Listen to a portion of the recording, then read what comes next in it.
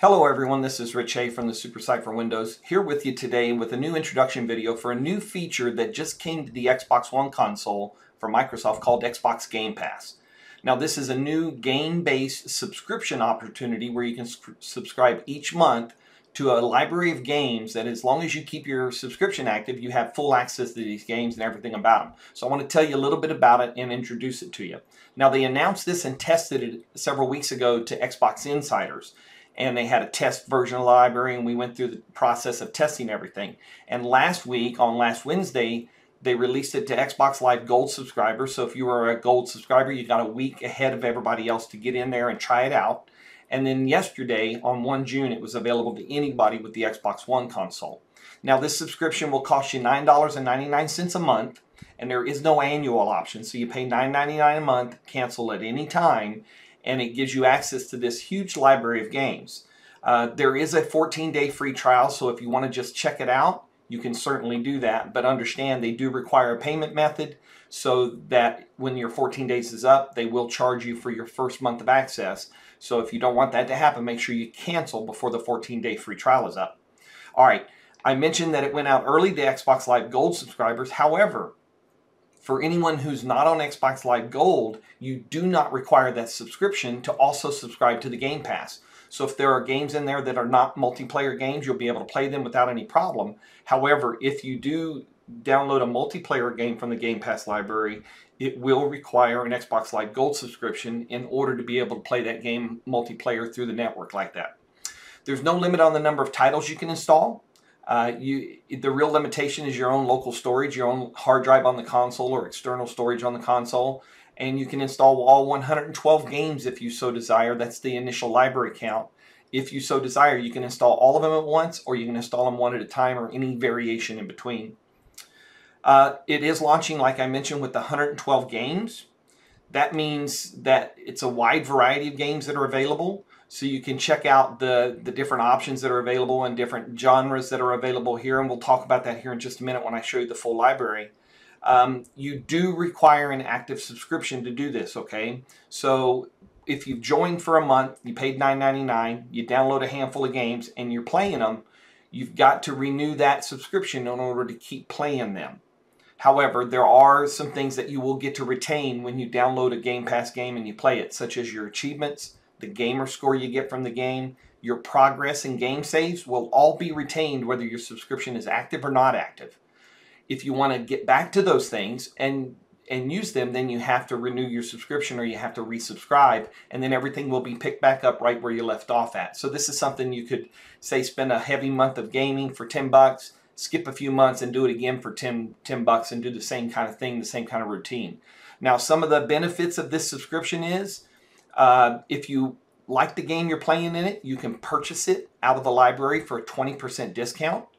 And if the game is active in the library, you can also get a 10% discount on any downloadable content, or what's referred to as DLC, on those games, for those games. Now, again, if your subscription expires, you can't use the DLC, you can't use the game saves or progress unless you either buy the game or resubscribe to the Game Pass library.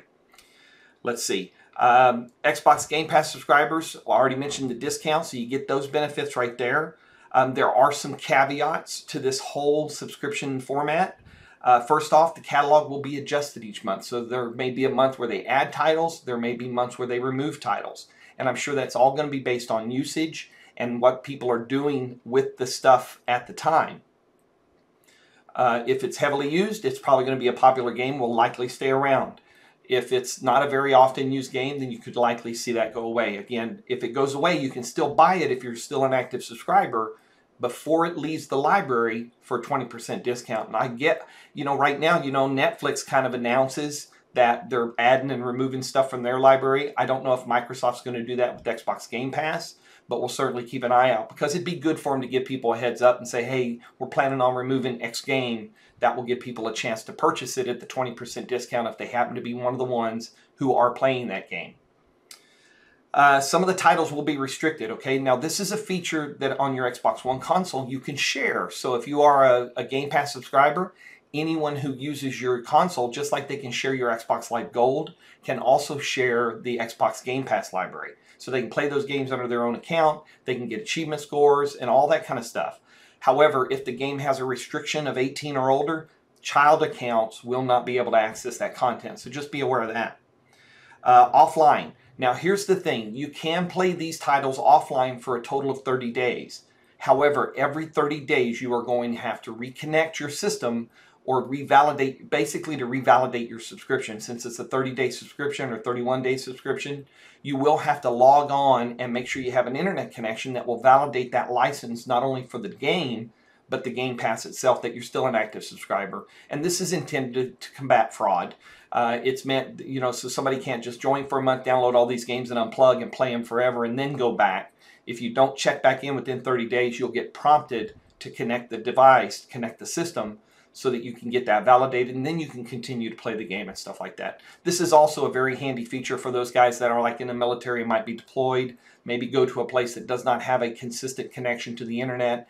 Gives them a chance to play offline and then figure out once a month how to connect so that they can validate those titles and those licenses. The Xbox Game Pass is accessible, as you're seeing right here. I'm on the Xbox Game Pass website right here. And so you can see the library here. You can link to the games, which will take you to the store and give you the ability to purchase the games.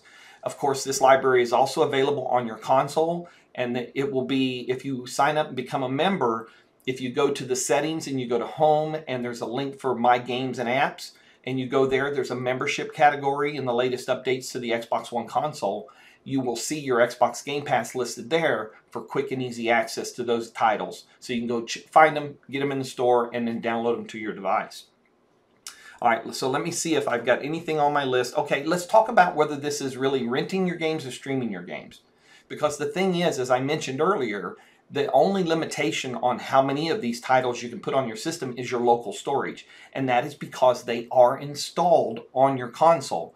Unlike some other gaming services that stream the game to your console, or like Netflix, which a lot of people have called this the Netflix of games, it's really not the Netflix of games from the perspective that they're not streamed to you. You actually fully download them, install them on your local hard drive, and so you get that rich experience, and you don't have to wait for an internet connection or anything like that. So it is really a rental type of thing, but it's an unlimited rental. So as long as you're paying your monthly rental fee of $10, you can play as many of these games as you want to without any problems, without any limitations. So if you're a big achievement hunter and gamer score collector, this is a great way to kind of build up those two things. And you know what? Like I said, you pop down $10, you play solid for a month, as many as you can, and then you wait a few months to give it another shot. Unfortunately, there's not the annual discount. That's one thing I'd really like to see with this, is that $9.99 maybe turn into a $99.99 for basically 10 months for 12, just like they do with Groove Music Pass. But unfortunately, right now, it is a month-to-month subscription service. So that might change. We'll see how that goes. And we'll also be watching to see how they manage the titles in and out of the library and how they advise people that that is going to happen. Because I think that's an important aspect of this, is that people be able to understand what is and is not coming to the library. I think telling people about what titles are coming is a great lure. It's a great way to get somebody to subscribe. One other thing you'll notice here is that you won't find any Electronic Arts titles in this collection of games, because EA provides their own EA Access subscription, which is, that's one I subscribe to because the bulk of my games come from that library and that company. However, there'll be times that I'll pay $10 for this, and for a month I might play a handful of games that I would not normally play. And it's a great way to discover new titles, new developers, and things of that nature. Now, I mentioned 112 games. That is 71 Xbox 360 backwards compatible titles, 41 Xbox One titles, and 17 ID at Xbox or independent developer at Xbox titles. So it's a wide range of games and quality that you will get from that.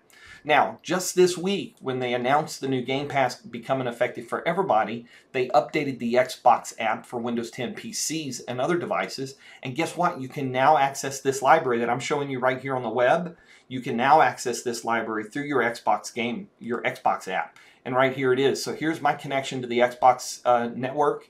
And you can see up here under Xbox Store, I've got options for Xbox One titles.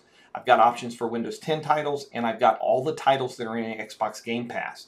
And you can see they're sorted by featured, all games A through Z, family friendly, action adventure, RPG, shooters, sports and racing, indie games from ID at Xbox, as I mentioned earlier, the fight, brawl, hack and slash type games, and retro and classic games. And you'll see, you can tell what are the 360 titles. So if I was to click on this one right here, it opens up the Windows Store on my device, and it will give me all the details about the game with a link to purchase it, or if I'm a subscriber, to add it to my console because I'm a subscriber to the service itself. So as you can see here, it won't let me buy this on this device because I'm not connected to my Xbox One console. So if you're connected to your Xbox One console with your app, that will work just fine. So I hope this gives you a little insight into what the Xbox Game Pass is all about. If you've got any questions, leave a comment down below and I'll answer that for you. Or you can track me down on Twitter at WinOBS. And of course, you'll find this article and associated video at winsupersite.com. So until next time, we'll see you and stay safe out there on the net.